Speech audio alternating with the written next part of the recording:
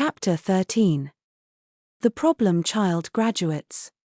When Owen saw the workbooks spread out on his roommate's desk, his eyes went wide. His roommate was solving a problem from the previous High Mage certification exam.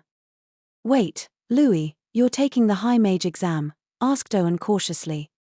"Yeah," said his roommate curtly, not looking up from his paper. He'd told Owen he would be a freelance mage and avoid joining the Mags Guild. What had brought this on? Owen looked out the window without saying anything. The sky was perfectly clear, winter was about to end. No sign of any sudden calamities. Louis got to a good stopping point and put his feather pen down. Then he stretched and looked at Owen. "Best to have a High Mage certification if I want to get into the Magic Corps, right?" "Well, yes, but... Wait. You're trying to get certified as a High Mage and join the Magic Corps?" Owen couldn't hide his surprise, but Louis was dead serious. Joining the Mags Guild, getting a High Mage certification, and entering the Magic Corps, that would be proper and responsible, right? Owen looked out the window again. Still no sign the world was ending. "I never thought I'd ever hear you say words like those." "Hey, if I wanna marry the woman I love, I gotta be proper and responsible, don't I?" said Louis, sounding somehow sulky. Owen blinked at him. He could only think of one person who fit that bill. It was pretty easy to tell what, or who, Louis liked. "Oh, right. Didn't she drop out last week?" thought Owen, and it suddenly all made sense. He nodded. Louis stared at him. Owen responded with an unspoken what? Only to hear his roommate struggle to get his next words out. "Must be a pretty impure motive, in your eyes." "I guess even Louis has worries like that, huh?" Owen knew that saying as much would earn him a sharp shut up, though, so he replied a different way, and quietly. "I don't think the motive really matters." Whether one's motivation was a childhood dream, making money, or wanting the person you loved to pay attention to you, Owen's opinion was that having a grand reason for something didn't make that thing any better. If Louis wanted to join the Magic Corps, the important thing was whether he was good enough. And he certainly was. "Guess you'll stay my upperclassman even in the Magic Corps, huh? Just so you know, I'll be aiming to become the leader. So get ready for me to work you real hard." His tone was joking, but Owen suspected that if he really wanted to, Louis could do just that. Rosalie Verde had been the main force keeping the problem child in line, and when she left Minerva's, it struck terror into the hearts of all the teachers. And yet, after she dropped out, Louis became far more docile than before. His tone was still rude, he was still rough, he certainly hadn't become polite. But he restricted himself to minor brawls. The resident doctor, Woodman, had joked that it was because he'd lost the only person who would take care of his injuries. And perhaps he was more right than he knew. After that, just as he'd declared to Owen, Louis passed the High Mage exam, then gave a research presentation at the school festival, his first in 3 years. The presentation was on a technique called mirror prison, which used a ceiling barrier and reflection magecraft to reflect attacks internally, and it went over very well. Thanks in part to that accomplishment, as spring came and his graduation approached, Louis received informal approval to join the Magic Corps. Around that time, Rosalie would have been furiously studying to get into medical school. Once that was over, he'd send her a letter and tell her that he'd been accepted. But not too long after he'd made this decision, he heard a disquieting rumor. Apparently, Rosalie's father, the aquamancy mage Bertrand Verde, wanted to marry his daughter to his successor. In the magecraft world, mags frequently tried to bring those with large mana capacities or excellent magecraft skills into their lineage. While it was just a rumor, it could well be true. And so, in a panic, on a day off a week before his graduation ceremony, Louis used flight magecraft to speed away from Minerva's. Bradford Firestone, the artillery mage and one of the 7 sages, would be 36 this year. He was a tall, large man with black hair. Dressed in well-worn traveling clothes beneath his sage robe, he stood atop a hill and used his right hand to shade his eyes as he observed the wreckage before him. The building atop the small hill had been falling apart, but nobody had wanted to spare the effort to take it down, so it had been left there, abandoned. Due to the recent spate of rain, it had been on the verge of collapse, and so had the dirt foundation beneath it. If left alone, it would have devastated the town road below the hill. Thus, it had been decided that the road would be sealed off before that happened and that the building and its foundation would be removed all at once. It was for that purpose that the artillery mage and one other had been dispatched to the area. Sorry to drag you out here with me, Aqua. I don't mind. Out of everyone, I'm likely the most suited to aiding you. Next to Bradford stood the aquamancy mage, Bartrand Verde. He was a man in his prime, grey hairs creeping into his dark brown locks, all combed back. The artillery mage specialized in high-powered spells strengthened several times over. And the aquamancy mage, as his title implied, was skilled in water manipulation. It had been Bradford's job to blow up the structure and Bartrand's to protect the area from all the dirt and building fragments that went flying afterward. They'd finished the work already. Now registered surveyors were making sure the land showed no signs of further collapse. The two men were currently waiting for their report. The sky above was perfectly clear. The spring weather made Bradford want to lie down and take a nap. Keeping his gaze skyward, he spoke again, his voice casual. There's a huge ball in the capital tonight, isn't there? Sponsored by Duke Clockford. Duke Clockford was second Prince Felix's grandfather and one of the most powerful men in the kingdom of Riddil. Felix was a sickly child, and he had been laid up with illness for a long time. Recently, however, he seemed to have recovered quite a bit. Bradford heard the Duke had been throwing a lot of balls in order to show him off. Maintaining his casual tone, Bradford stroked his beard and grinned. The Duke wants the second prince on the throne. It's gonna get real interesting at court soon. It matters not what the Duke does. As sages, our only duty is to offer up our knowledge and magecraft for the sake of His Majesty and the kingdom.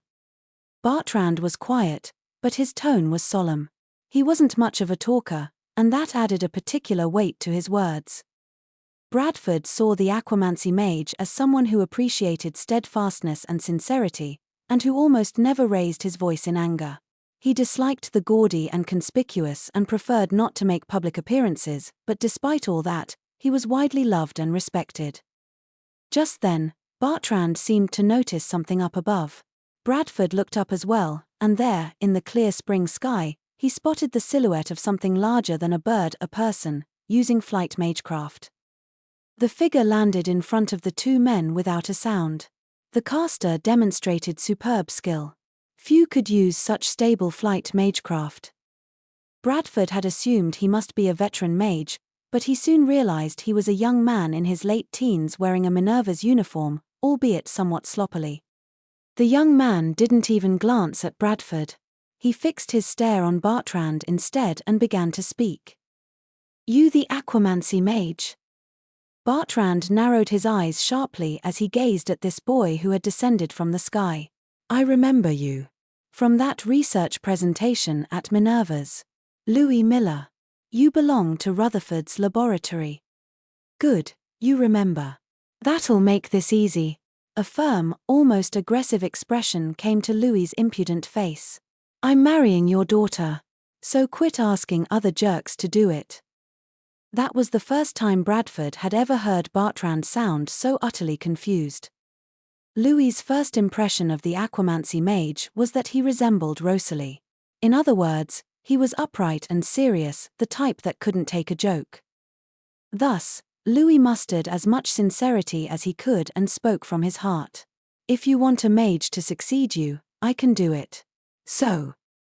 He had intended to continue with so please let Rosalie become a doctor. But Bartrand cut him off with a roar. Enough of this rubbish, boy. His voice, low and heavy, shook the air. The dignity in it was genuine, backed with true ability. Louis glared at him, unwilling to give in. Bartrand pointed his mage staff right between Louis's eyes. Your clothes are slovenly. Your hair is unsightly. How dare you stand before me? Do they not teach the proper way to speak at Minerva's? This irritated Louis. This uniform was the best outfit he owned. Yes, his hair was frazzled and unkempt, But he'd been speaking very politely, by his standards. This guy's way too big for his britches, thought Louis, though he swallowed the words. Bartrand continued to rant, his words coming thick and fast. You are vulgar, boorish, and utterly unrefined. You will never have my precious daughter like that. This silenced not only Louis but the artillery mage as well, who had been listening to the whole thing. The surveyors working nearby stopped what they were doing to glance over and see what the commotion was about. But Bartrand didn't seem to care who was watching. His face was bright red as he sputtered and shouted. His dignity as a member of the vaunted Seven Sages had disappeared, replaced by the idiocy of an overly doting father. I will accept no less than a man with intelligence and class, a house in the capital, and the skill to become a sage. The artillery mage, unable to keep watching, spoke up, his voice reserved. Hey, Aqua. I think you're going a little overboard. All right, old man. You better not forget what you just said. Blue veins stood up on Louis's temple, and his greyish-purple eyes glinted. Louis Miller hated to lose more than anyone. And, most importantly, he was the type to fight back harder the more he was beaten down. Naturally, he had no choice but to accept Bartrand's challenge. Louis took a step forward, planted his feet firmly on the ground, then roared back in a voice every bit as loud and angry as Bartrand's. So as long as I have class, a house in the capital, and I'm a sage, you're fine with it, right? Well, all right, then. I'll become a sage. And then I'll marry Rosalie whether you like it or not, and you won't be able to complain. HMPH. You've misunderstood me completely. I shall never accept a vulgar, uncouth man like you. Go on, keep talking. Rosalie and I already promised our futures to each other anyway. You lie. Rosalie told me herself that she likes classy, wonderful men like princes. Bartrand Verde, the aquamancy mage, grasped his staff and shouted at the top of his lungs. Rosalie must and will marry a man who is like a prince. The artillery mage Bradford Firestone would later have this to say on the matter.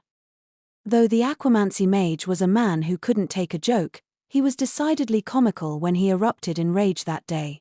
And that was the first and last time he would ever do such a thing.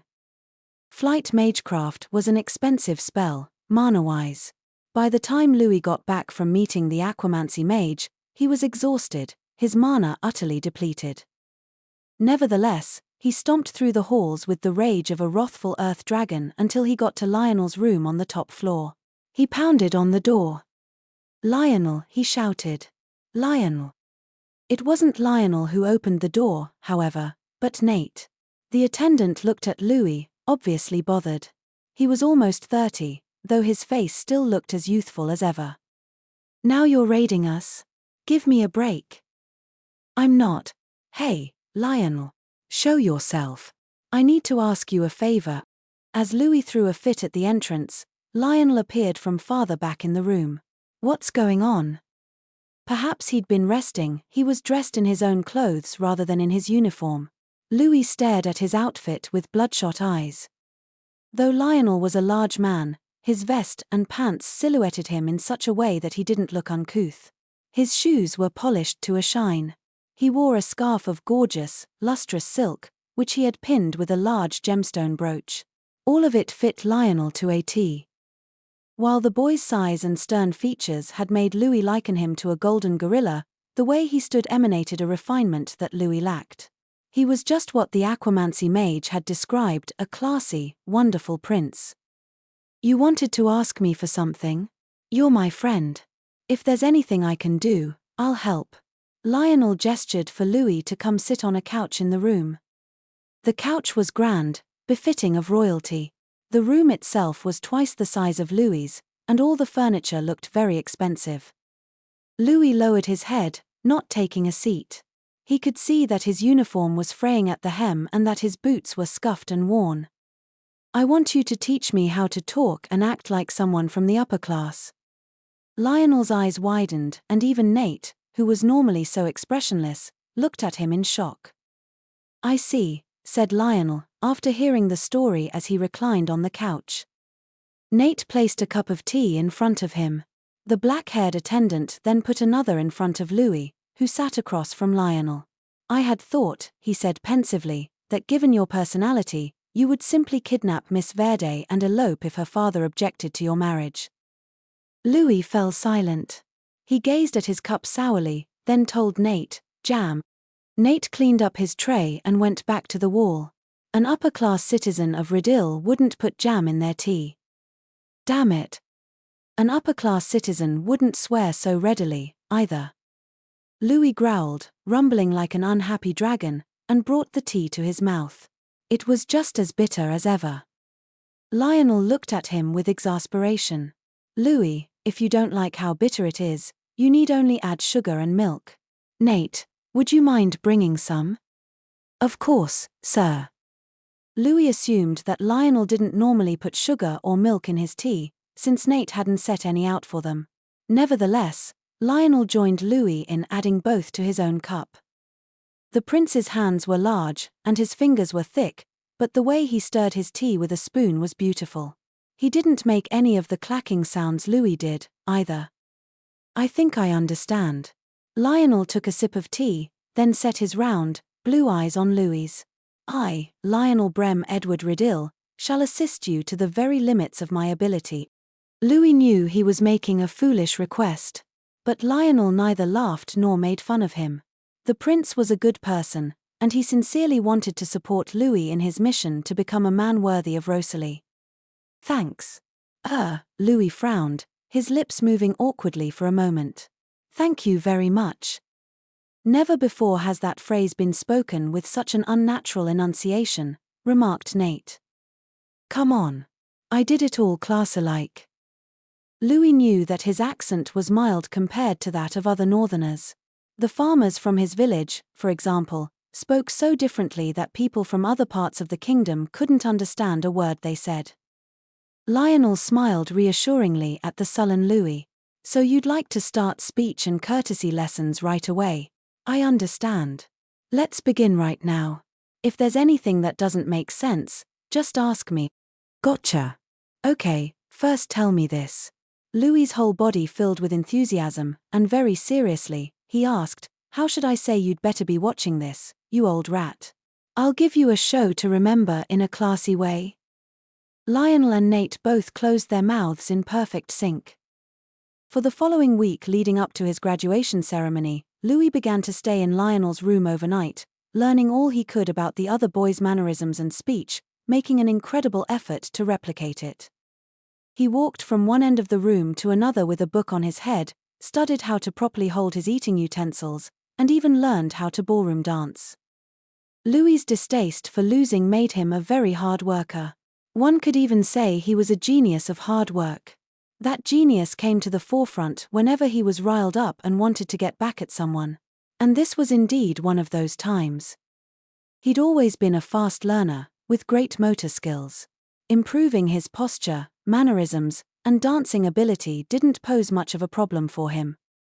And even the style of enunciation and word choice used by the upper classes came to him in time, though his speech was still somewhat awkward. "You've learned enunciation, yes. But only enunciation," Nate, his trainer, had said. The graduation ceremony that year would go down in Minerva's history, at least, that was what Professor Redmond had said, with overblown theatrics. Not only did Louis, the greatest problem child Minerva's had ever seen, attend the ceremony, he even sat up straight and proper in his seat. While Louis never missed classes, he boldly skipped ceremonies whenever he could. To see such a delinquent attending graduation, back straight, hands in his lap, sitting tall and proper, was enough to send shock waves rippling through the faculty. And, in what could only be called a miracle, he didn't swear, insult or punch anyone, glare, or drink. Some laughed at him. "I don't believe it." Some sobbed. "He's grown so much." Some trembled. What could he be planning this time? Louis's master, the mage of violet smoke Gideon Rutherford, had heard about the situation from Lionel. But when he personally saw his pupil sitting properly in his seat, he couldn't stifle his laughter. "Hey, brat. I heard all about it," said Rutherford after the ceremony, a smirk on his face. "Graduated from being a problem child, And now you're trying to become a gentleman, eh? Louis, who had been silent all day long, stuck out his chest, maintaining perfect posture. Then, to the man he'd sworn he'd rather die than curry favor with, he put on an awkward but polite smile and declared, "Just watch, you old rat. I mean, master. I shall show you just what I can do." Rutherford's fingers stopped mid-pipe twirl, and his eyes, always glinting, narrowed to pinpricks. "That sounds gross coming from you." "Shut up, you old rat." After only a few seconds, Louis's polite smile was smashed to pieces.